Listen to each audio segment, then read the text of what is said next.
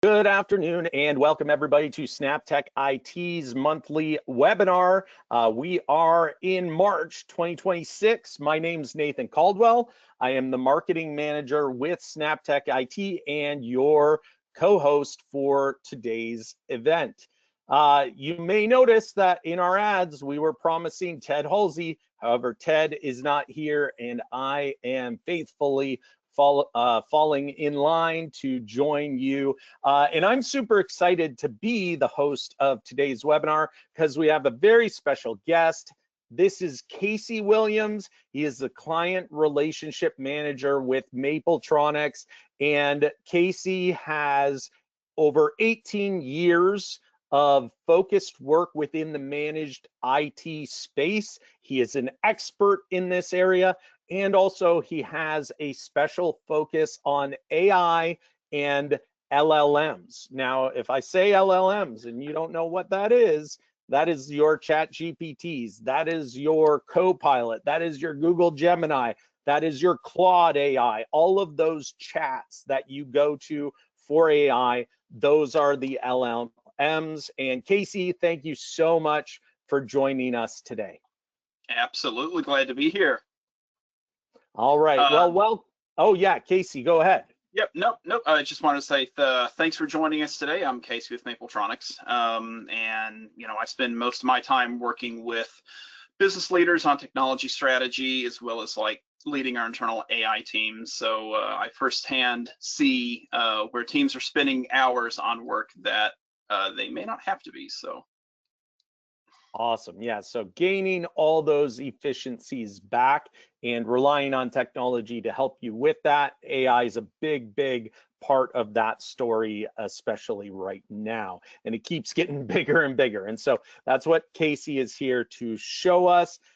Thank you so much for joining us, everyone. And before we begin, we always like to we invite a lot of people to these webinars. And if you haven't heard of who SnapTech IT is yet, we want to give you just a quick heads up on who we are as an organization and why we put on webinars like this that are very educational focused about technology.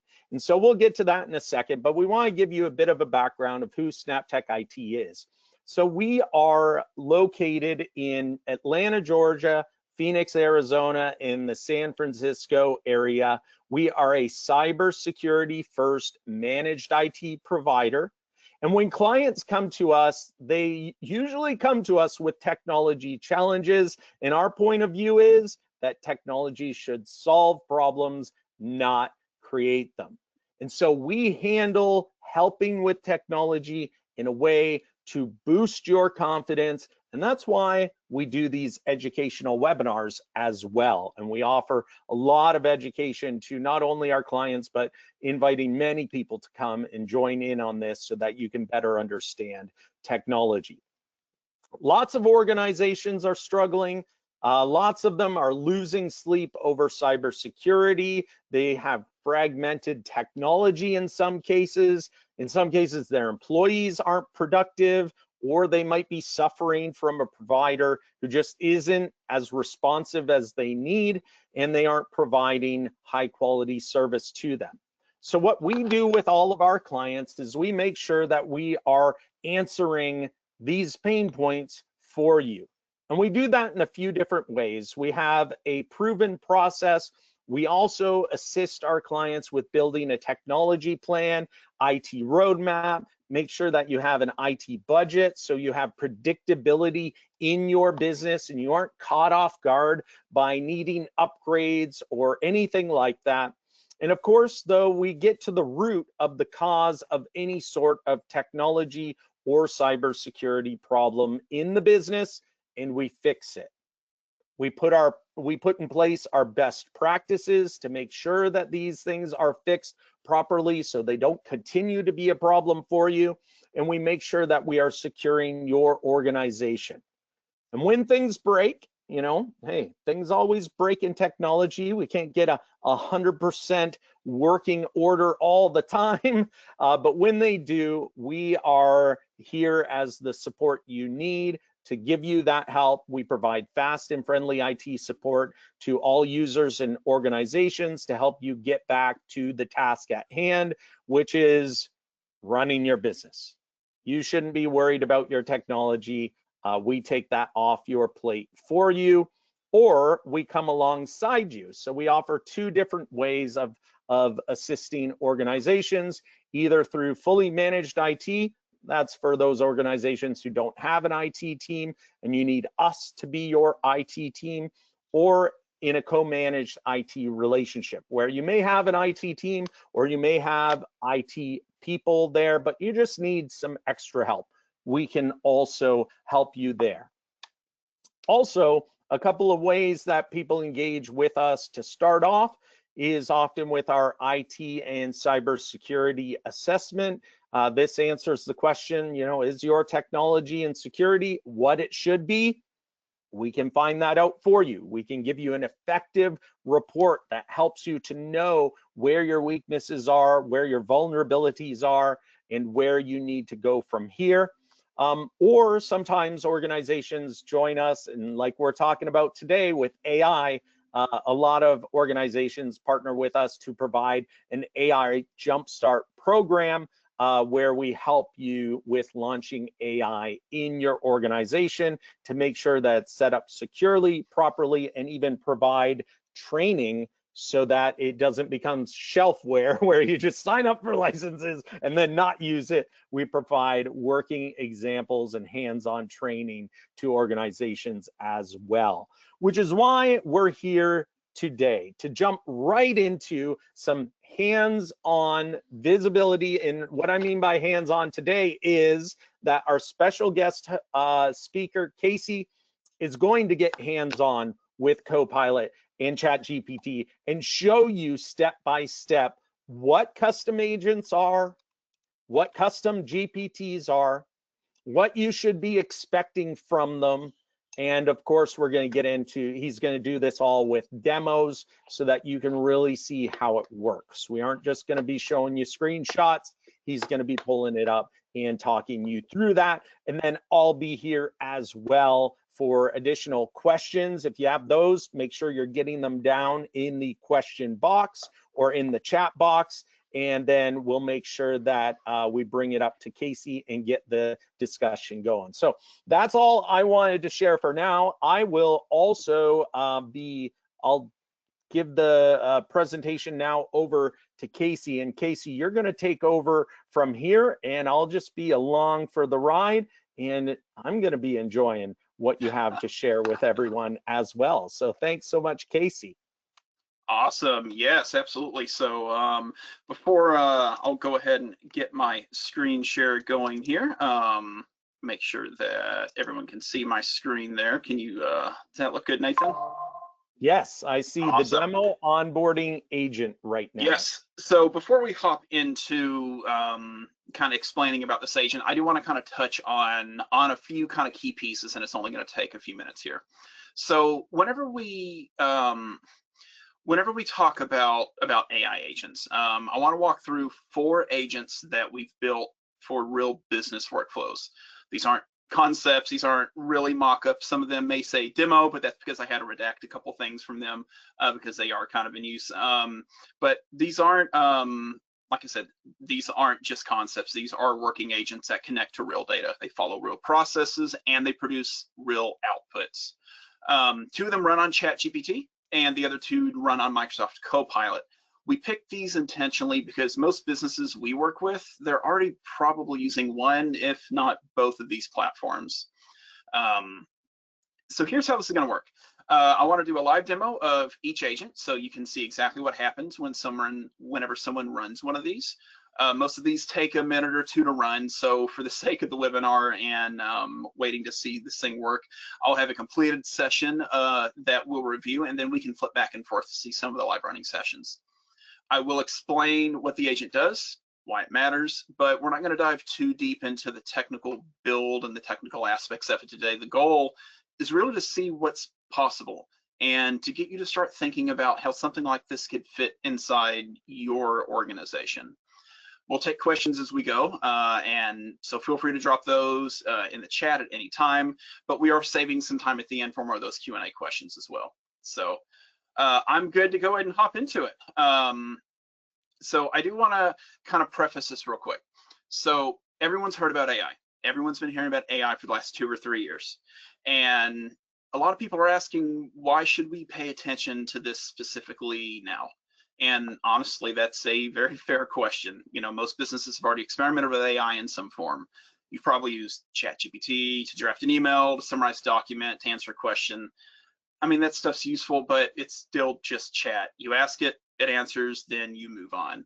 What's really changed is that AI can do a lot more than answer questions now. It can actually be completing work for you or get you 80% there.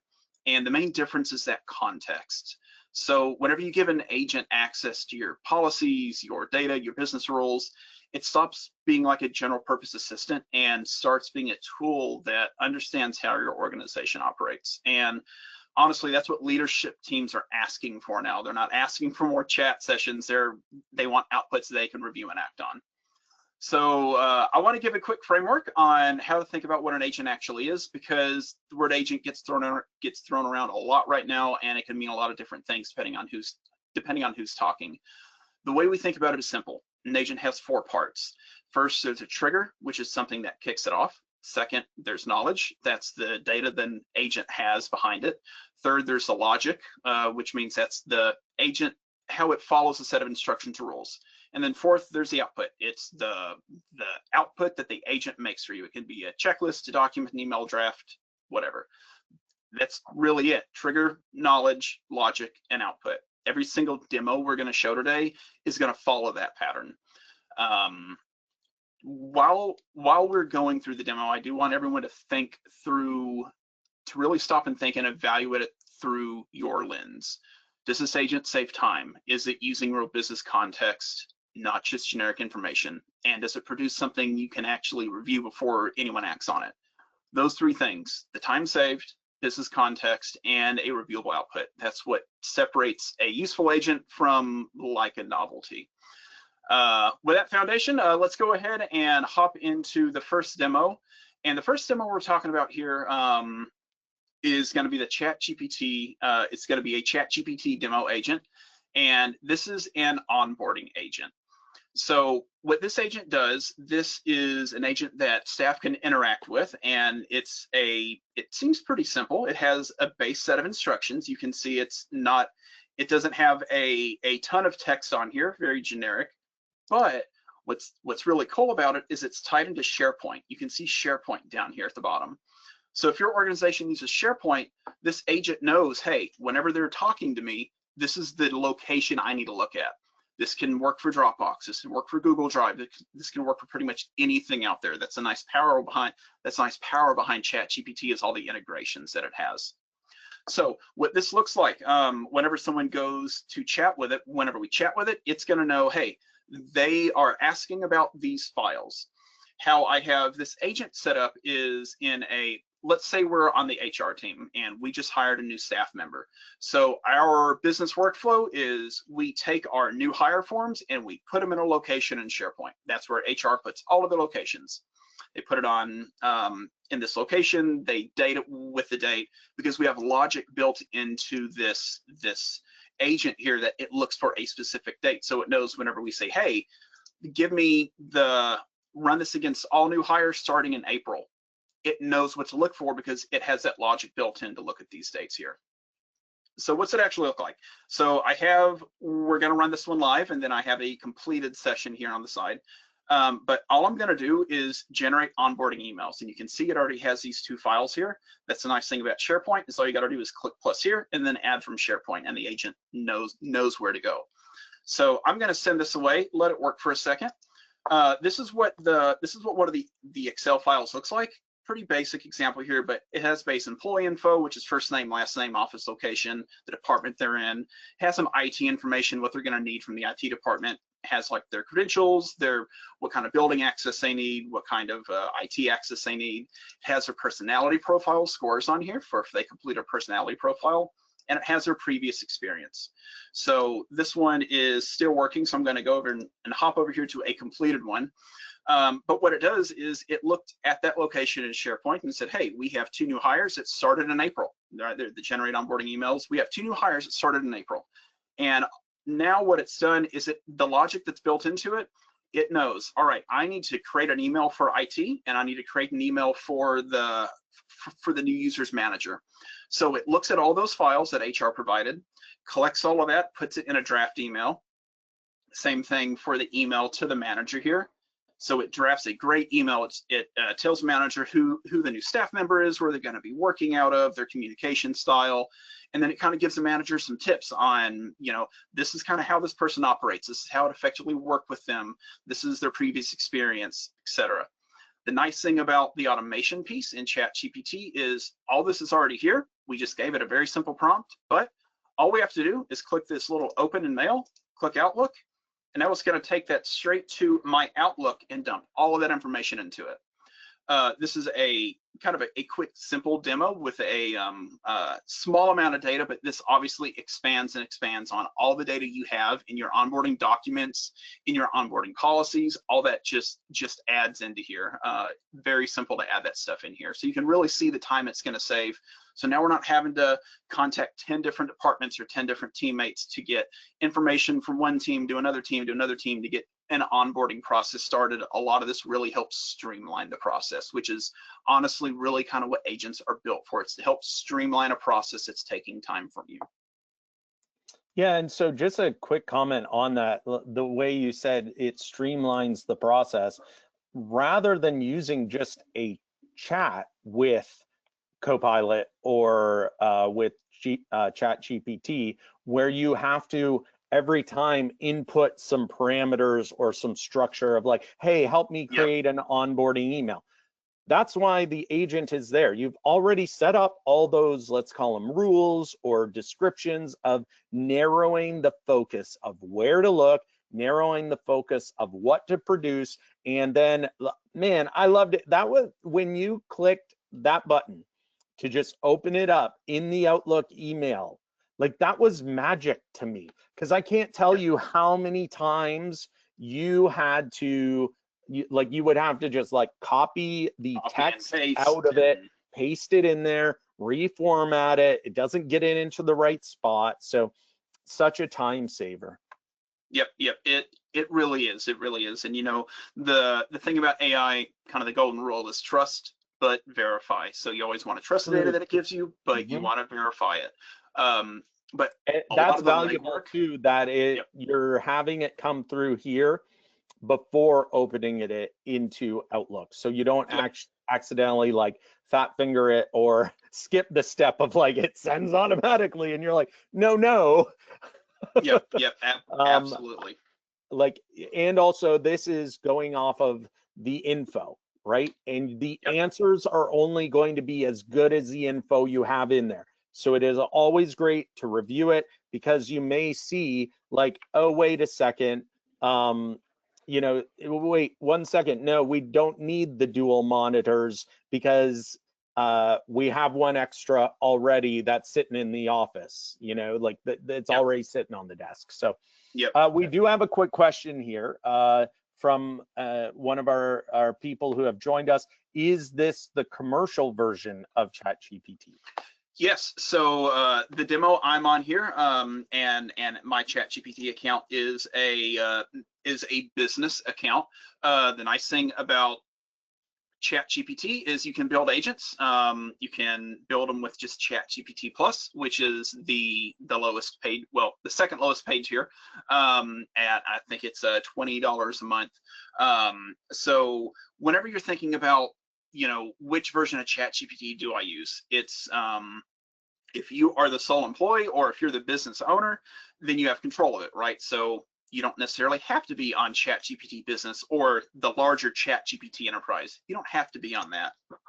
But the benefit on rolling this out to your organization is putting the security and the roles and the access around the AI tool, so you can prevent staff from sharing a chat with anyone in the world, right? Because it could have very sensitive confidential information in there.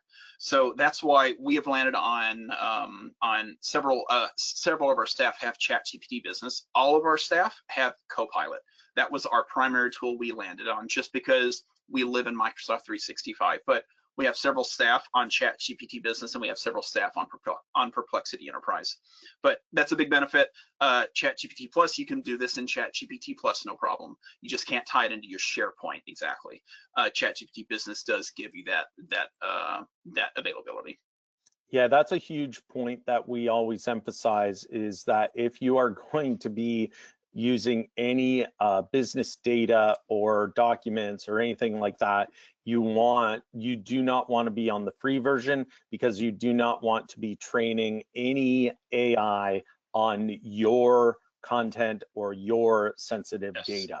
So you want that protected. And you bring up another great point that we always emphasize, is you also want it protected from being visible or accessible or queried by employees who shouldn't see those documents or that information. You don't want an employee to just sit down and be like, hey, what's my boss's salary every year? Yep, exactly.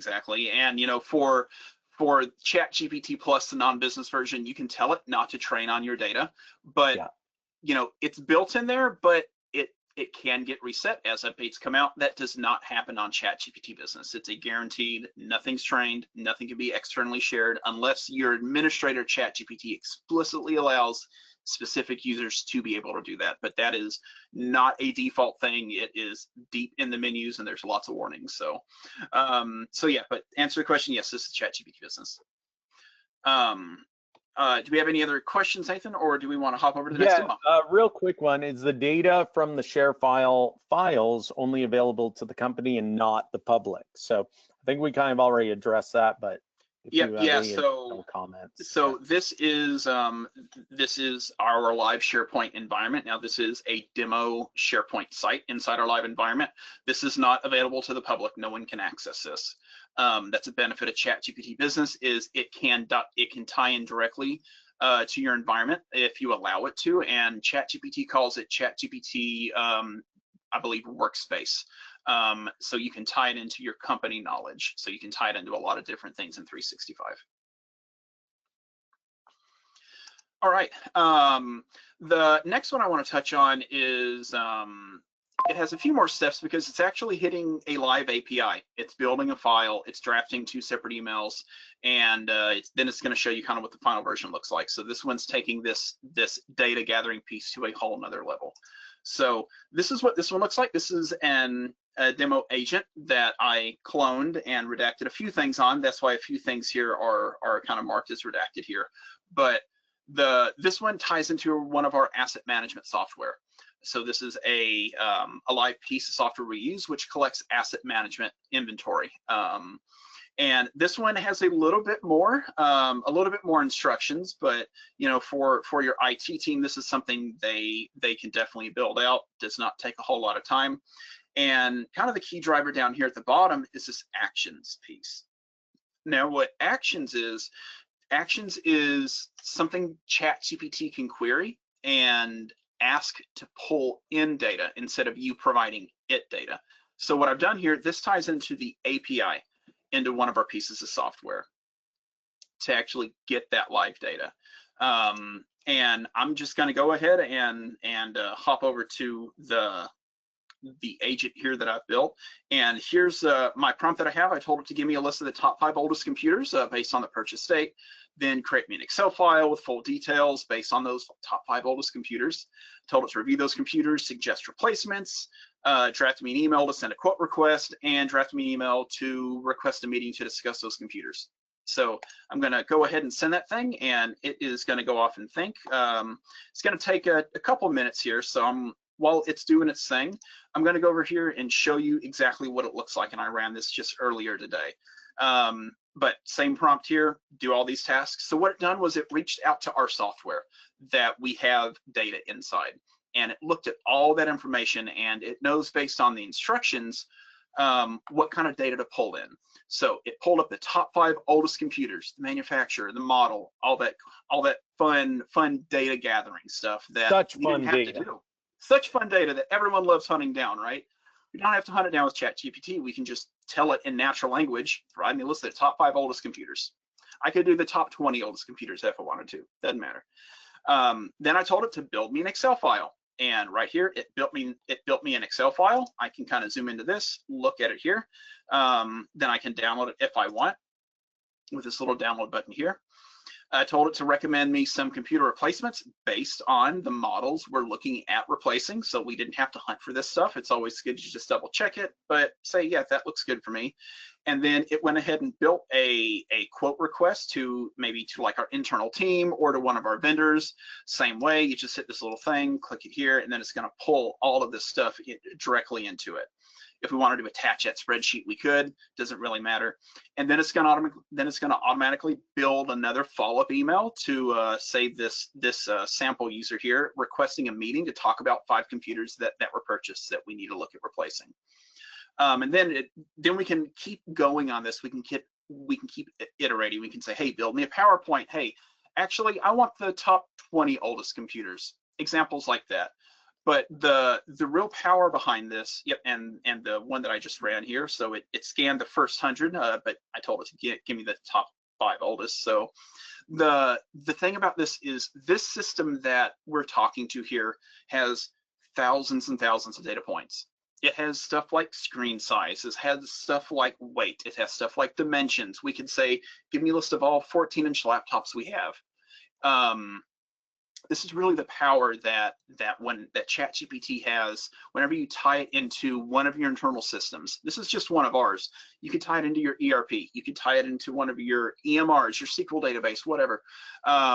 It can query and it can talk to that data. So in natural language, so you're not having to hunt for all that data, pull spreadsheets, analyze spreadsheets. It really helps streamline that process. So just a quick question, Casey, just for our viewers at home, you're doing this in ChatGPT, but then you're bringing it into an Outlook email. And I know this webinar is titled, okay, custom GPTs and custom agents. Why are you choosing to demo this when you're coming over to Outlook? Why are you choosing to demo this one in ChatGPT rather than in Copilot? Yeah, so that's actually a very good question, and we'll touch on that here in just a second. But all right, well, I don't want to get ahead of you then. Just for our audience at home, like, these are legitimate questions that you need to be asking about these AI tools and why you would use one above another, and then when they intersect, and why you would be happy to have a membership with both in order to accomplish complex tasks like this and save your company and you a lot of time, a lot of inaccuracies, and be able to pull these things off. Yes. And I'll be kind of glad to expand on that. So this is why we do still have some ChatGPT business licenses, even though all of our staff have Copilot licenses. ChatGPT is so fast. It is so easy. It always has the latest features, the latest, greatest frontier models. The way I look at ChatGPT and Copilot together, kind of where they really work together, is ChatGPT is great for what we may think of a simple task, right? Hey, look at this location in SharePoint, draft an email, and then let me review it and send it. It's great. It would take me 4 minutes to build this thing from scratch in ChatGPT. ChatGPT is very fast at prototyping. Same way with our agent here, to where it's talking to one of our pieces of software. It has all this code in here and all this stuff in here, but it really helped build and automatically pull a lot of that stuff in. ChatGPT is fantastic for prototyping and for doing not extremely complex things.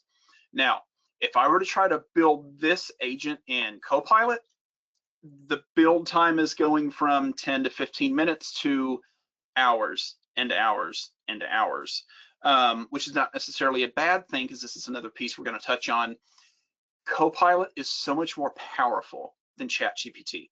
And over the last 3 months, Copilot has brought in all the frontier models from ChatGPT. It's brought in all the flagship models from Anthropic's Claude version of AI. It's what it uses. It uses all of that on the back end. It just runs it in its private environment. But along with more power comes a lot more complexity. So you can do so much more with a Copilot agent that ChatGPT can just simply not do. So that's a perfect segue into my next piece here. And a great quotable right there. With great power comes great complexity. Yes, yes, yeah. I feel like I've almost heard that somewhere. I don't know. So many times over. A couple of quick questions too. And I think I know the answer, but Casey, I'll have you say it in your own words. But after building specific agents, can they be saved in ChatGPT and Copilot so that you have multiple agents that you can just go back to later Yes. rather than a different one? Yes, okay. Absolutely. It absolutely can. They would actually, all your agents would be right over here on the side thing. I have mine collapsed because this is my business account, but you can have as many agents as you want. I typically keep about 10 or 15 pinned on my side. So yeah, they exist. You don't just create them once and run them and then they disappear. Yeah, they're there for ease of reuse. All right, hopping over to the Copilot demo. I want to kind of talk about a real world use case. This is another one I've had to duplicate because it does have some sensitive data in here. But we had a problem where we have to audit a very, very large Excel file every single month, and it is not human readable data. It is, but it's all numbers and decimal points and just identifiers. It is not easy on the eye. And going through that, we use that to audit from the previous month to the current month on what changed for one of our service lines. And the way we would do that is, before we had this huge gargantuan Excel file with all these complex functions and queries and everything, but sometimes whenever the system that outputs this data, sometimes it changes a little bit of the formatting, and then it can kind of break the formula sometimes. So this is a billing audit Copilot. Now, this one is over here in Copilot Studio, which is the advanced agent builder. Copilot lets you build some really simple agents just in the chat interface, very similar to ChatGPT. But anytime you need to do complex tasks, you're doing it in Copilot Studio, which is, as I kind of alluded to earlier, it is not quite as user-friendly as ChatGPT is. So this one, you can see, has a very basic set of instructions. It's just one sentence. You will assist the user in completing the audit. Now, this is why, and it really shows how Copilot can be so powerful. Copilot can tie into every single piece in the Microsoft 365 ecosystem. That includes things like Power Automate for power or for automation. It ties into SharePoint, ties into Word Online, Excel Online, stuff like that. So this one has a very basic set of instructions, one sentence. But the power behind this agent is it has a tool.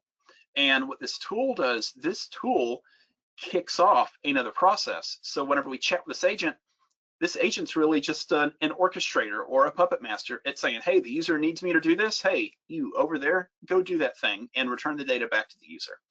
So this is what the data looks like before, and I've had to collapse a lot of these columns to kind of protect some of the data in here, but this is the stuff we're looking at. It's just raw data, it's numbers, it's raw dates. It is not pleasing on the eye. And manually we were comparing last month to this month, every single month. Here's a cool thing with Copilot. It can deploy the agent. It can deploy it in Copilot, or it can deploy it in Microsoft Teams. So if you live in Microsoft Teams, you can deploy your Copilot agents directly in Teams as an app over here on the side. So this is a example of this one. This is our billing audit Copilot. It checks in with us, hey, I'm the billing audit Copilot. How can I help? Let's start an audit. Great, upload the monthly audit workbook. and I drag and drop it into it, and then it says, hey, am I okay to look at this data to throw it in SharePoint? I hit allow. It wouldn't do this if you created it with a service account on the back end of Copilot, but for this demo, this is how I set this one up. And then after a couple minutes, so we can see, I mean, it was from, yeah, it took less than a minute to run from my sent it at 1:43 on Friday, last Friday, and then I threw it in there, and then it responded 1 minute later. And what it done was it followed that Power Automate task that we also built on top of that. And we can click this link and it throws it in SharePoint. And this is a redacted piece here, but this is that same document we had that this month versus last month, but it added a new page here, a differential field. So what this done was it used AI to run a lot of logic on the back end of this Excel file to compare the previous 2 months, or to compare last month versus this month. So it knows what to look for, and then it output this page. We done this, we wanted to keep this in Excel for auditability, so it still keeps a lot of the raw data, which you can kind of see is hidden here. But typically we don't need that, but we wanted to be able to keep this in Excel so we can always go back and look at it. So what it does is it says, hey, out of all those inputs in that Excel sheet, the hundreds of inputs in that Excel sheet, 6 of them changed last month, and we need to look at updating our billing procedure for these. So it told us what happened. It was this was a change server, so something changed on the server. These are 3 new ones, and these are 2 removed ones. And then it tells us what changed. Drive capacity increased, or new drives were added, or new drives were removed. Memory was increased, or CPU cores were increased. So essentially what this means, this is very specific to us, but this is a real world use case of we had to audit this large amount of data set every single month, and sometimes it changed from how we were getting it out of the system that we were receiving it from. With this, we can just talk to it like a human, drag and drop that sample file, and then it outputs everything already built, and it has a logic in there to where it's not depending on functions. You can see there's no function here. There is no formula here to do anything. It's just the data, because all that heavy lifting was done by Power Automate on the back end of Microsoft Copilot.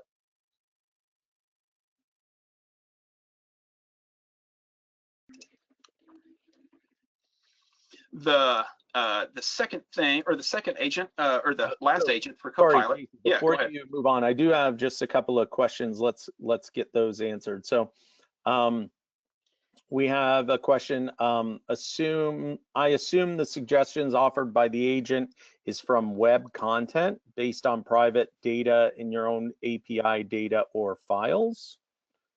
Yeah, so it is actually not. That is the super powerful thing about Copilot. You can see here, web search is disabled on this agent. That means it is never looking out to the internet to do anything. It is never reaching out to Google or whatever to try to understand what the user's doing. I have explicitly disabled that because I've got to be able to trust the data. That's another super powerful thing about Copilot, is you can build it to say, hey, never look online. Only look at the data you're connected to.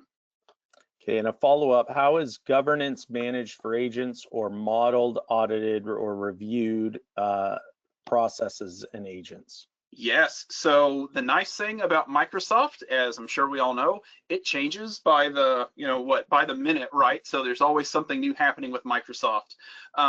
Back 2 weeks ago, maybe 3 weeks ago, they released an add-on inside, and if you're already paying for Copilot, it's available to you right now in preview.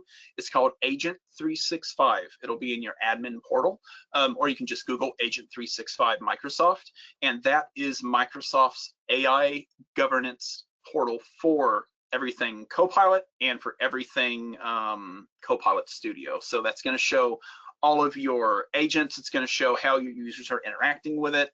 And then, of course, everything always still follows the overall Microsoft ecosystem for things like overall governance, overall data loss protection, advanced data loss protection, and everything's auditable, which is also a very nice thing about Copilot, is you can audit, govern, and report on any aspect, on anything in your 365 environment, including Copilot and agents. We have just a couple more security related questions. So is the security that comes automatically with the business plan, or do you have to create the security roles and access? Got it. So Copilot, there are several types of Copilot you can get. If you're on a plan such as Microsoft 365 Business Premium, and you haven't purchased any Copilot licenses, you've probably noticed you have a little Copilot button in almost every single app, or you have the M365 Copilot app on your screen, this little guy down here. You don't have to have a paid Copilot license to use Copilot Chat. So there's a difference between that. Microsoft gives you Copilot Chat, but they do not give you full Copilot. The difference between that is Copilot Chat is just essentially a chatbot, which is going to be very similar to ChatGPT. It actually uses ChatGPT on the back end, but it doesn't have access natively to your organization's data. So it's not going to be able to summarize your team's messages unless you copy and paste them in there. But to answer the security question, it's going to depend how your Microsoft 365 tenant is configured and set up, essentially based on conditional access rules and any other maybe like Azure or Intune roles you have configured. All right, and then one other security question. When considering the paid versions of the different AI tools that are out there, which AI platform would you consider the most data safe? Ooh, most data safe, that is a good one. As Nathan alluded to earlier, I am very passionate about AI, so I pay or have access to every frontier model except for, well, I have access to one of the Chinese models, but I'm very familiar with Grok, Claude, well, Grok, Anthropic, Perplexity, ChatGPT, Copilot, I mean, all of them. I use every single one of them daily. You can probably see my little hot links down here at the bottom, Gemini. What data is most safe? So I'm going to say this from a business context. I'm going to say it's whatever your primary platform most likely is. So what does that mean? If you are a Microsoft 365 customer and your email and your systems use Microsoft 365, I'm going to say probably Microsoft 365 Copilot is going to be the most secure. Overall, it's probably the most secure, period, just because it's so powerful. That's not to say ChatGPT or Anthropic isn't powerful. That's what our government uses. But those are on like the enterprise tiers, and those are the nice, fun, call to get a quote tiers, not the business tiers. So not to say their business tiers isn't secure, but you can really fine tune your security down to the T with Copilot if you're a 365 environment. Now, if you're Google Workspace, I would probably land on Gemini. Is going to probably be your best bet for Google Workspace. That's how I would answer those, because they're just going to follow your overall tenant's security posture. And I'll add another comment to that, Casey, and you can either agree or disagree or add a bit more to it. But I would also say it's not just what platform your business is operating on, but it's also what are your employees leaning toward, and making sure that you have a pulse on what they are doing with AI. Because if you hold them back from using their favorite one without giving them possibly training on the most secure alternative. So for example, if you're on Copilot and you're buying Copilot licenses, but you don't equip your people to get really trained on it, know how to use it, know how to embrace it, and give them encouragement to embrace it, and they're more comfortable on ChatGPT, and they start going over to ChatGPT and, oh, I'll just take this one work document over, oh, I'll just load it in quick and no one has to know. Then you have that whole problem of shadow AI or so. Yep, making sure exactly that you are doing a great job of empowering your teams to be on the platform and give them like a boost, performance enhancement AI like opportunities, so that they really get their sleeves rolled up and working in the one you want them to be in. Yeah, that's a great a great answer to that, because your data is only going to be as secure, just like your email. I mean, your weakest points typically your email users, your staff, right? in terms of cybersecurity. It's the biggest footprint. So AI is the same way. If Copilot back 3, 4, 5 months ago had a really bad name. It was not great. It did not work very well. It was very lackluster. But once they built in all of the really powerful models, and you can see here on my screen, I just defaulted to ChatGPT 4.1, but I mean, we're using you have access to the flagship models. You have access to Claude, Opus 4.5, Sonnet 4.6. You have access to the flagship models. So that was one thing. That's one thing I see and hear a lot from customers is, hey, we just bought Copilot, but in our admin center, we're saying we're only getting like a 10% usage rate. Our staff just isn't using it, but we know they're using AI. Well, it's probably one or two things, like you said. They're just comfortable with the interface of ChatGPT, or they're comfortable with Claude, or they seen on social media, or they tried Copilot when it first started, and they're like, oh, Copilot's horrible, it doesn't work great. That is not the case anymore. So. Yeah, absolutely. All right, we have just a handful of minutes left in our time today. So let's keep things moving. And then if we have a couple minutes at the end, I'll bring up some additional questions, but let's keep going. Yeah, so I will speed through this one, not super fast, but this one is an executive weekly brief agent. Now this one sounds, oh, that's super easy, it's super generic, what's special about that, right? Well, this one actually has some pretty cool logic built behind it. So this one's using flagship ChatGPT 5 on the model. We have a lot more instructions than we did before, but nothing too crazy. We just have some primary triggers here, some knowledge source rules. The cool thing is this one is another one that has web search disabled, but this one has knowledge this time. Instead of an action or a tool, this one has knowledge. So what is knowledge? This is whenever you're chatting with an AI and you're saying, hey, summarize this document, drag and drop the document over. You don't have to do that with an agent. You can point it to a location. And for this example, I've added SharePoint as a location for this area. And this little green check mark means everything is already indexed and updated. And as new files get added to this location in SharePoint, it updates automatically. So this is an example. This is that location on SharePoint, the Demo 2 agent.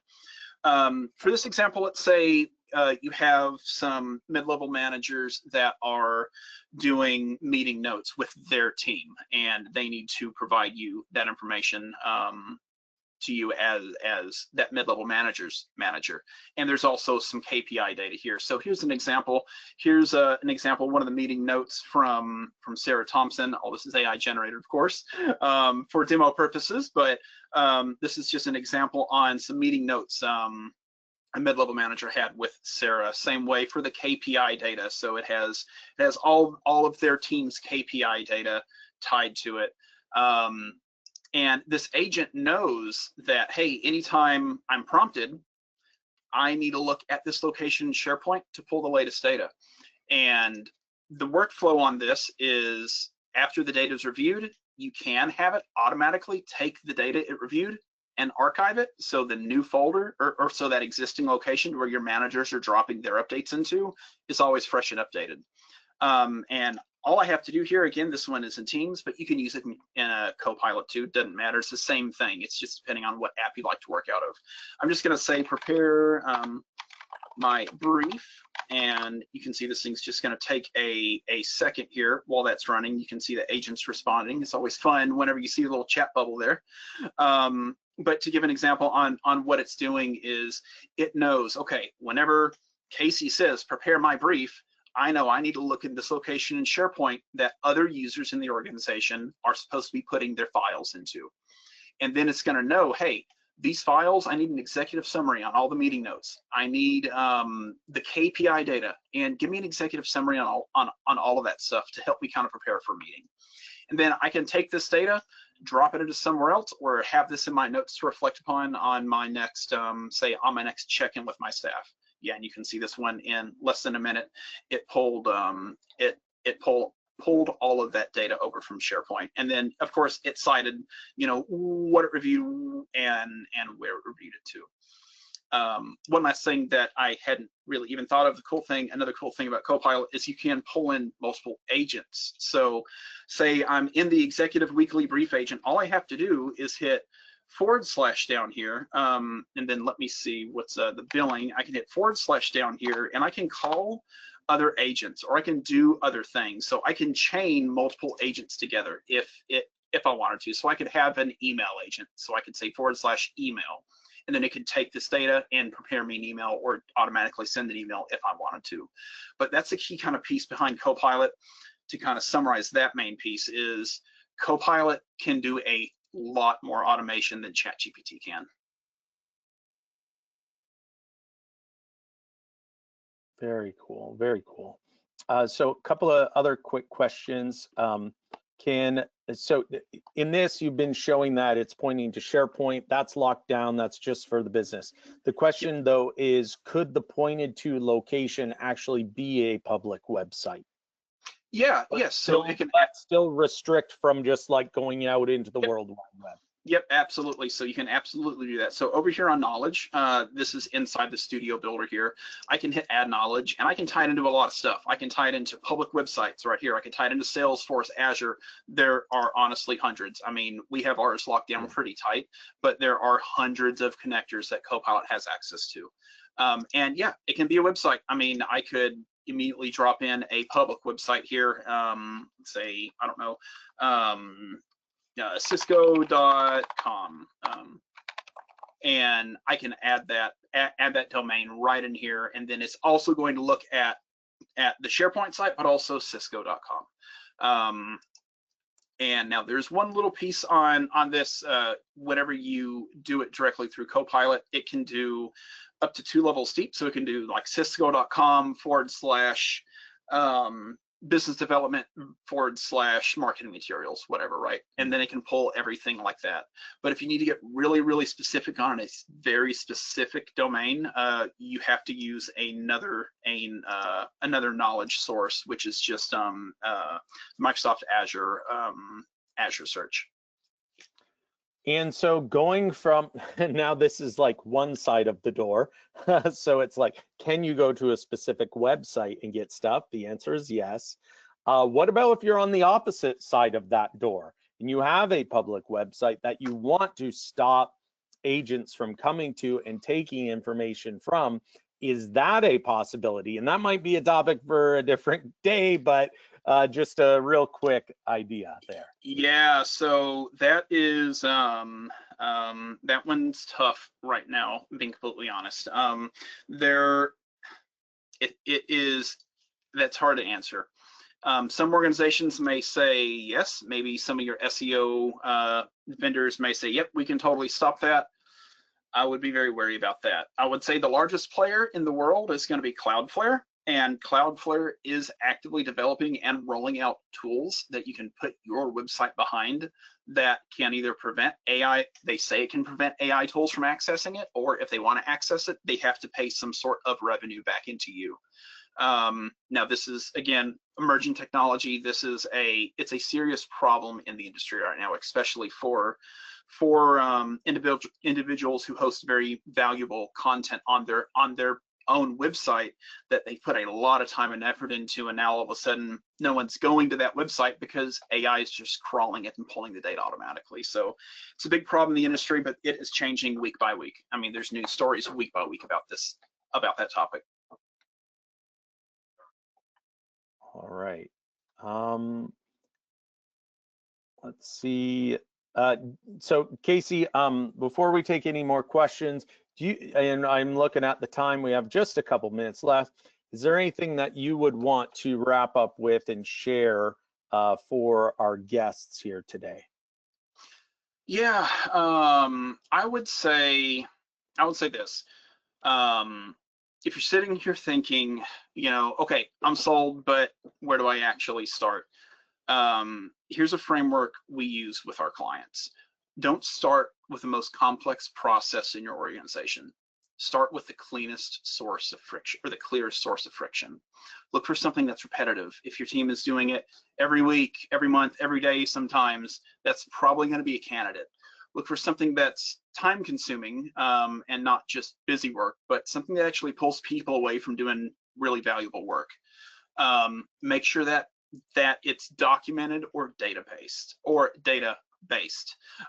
Context, as we talked about earlier, that agent needs to already have access to that kind of data, so that data has to be somewhere. It has to be written down, has to be saved somewhere. It can be saved in Dropbox, it can be saved on your desktop, whatever, as long as it's saved somewhere. If that lives in someone's head, an agent or an AI is not going to be able to help with that yet. Really aim for high value, low risk. Pick something where a human can review the output before anything happens. That keeps the stakes manageable while you build confidence. And make sure it's easy to measure. If you want to be able to say this used to take 4 hours, now it takes 10 minutes.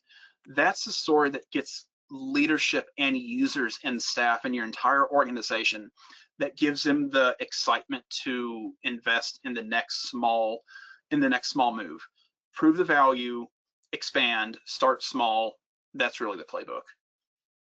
Yeah, and just an additional thought game or kind of process to ask yourself when you're going to build an agent.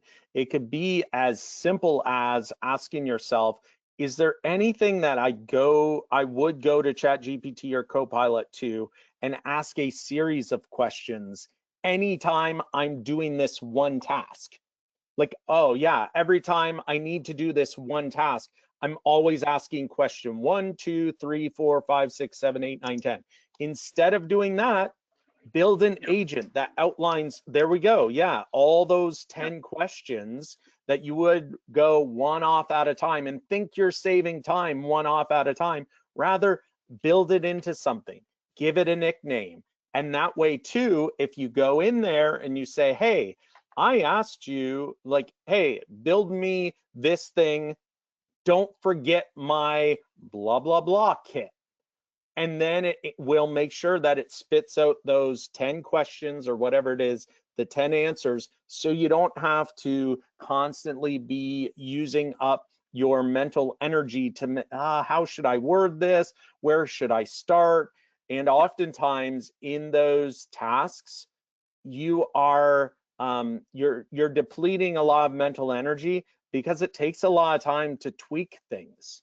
And so if they're similar, normally there's similar answers every single time, but you need it just a bit different, let ChatGPT, let Copilot be that first draft to spit it back out to you really quick, those 10 questions or whatever they are, those repeatable things.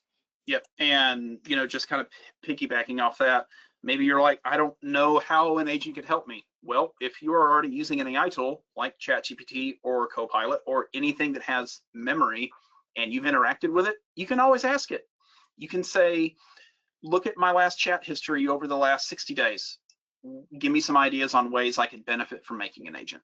Something that easy. Yeah, absolutely. Absolutely. And so right now we are just about out of time. This has been recorded. We will send it to everyone who has registered and also attended. Thank you so much to everybody who attended here in person and for the great questions that you submitted. I feel like our question box was on fire today. And so really appreciate you, Casey, for being able to jump in and get those questions answered to everyone. One of the questions was, will they get the prompts? And so, Casey, I'll work with you to see if we can provide a document that does have prompts they could possibly copy and paste in, but also edit to be specific for your scenarios.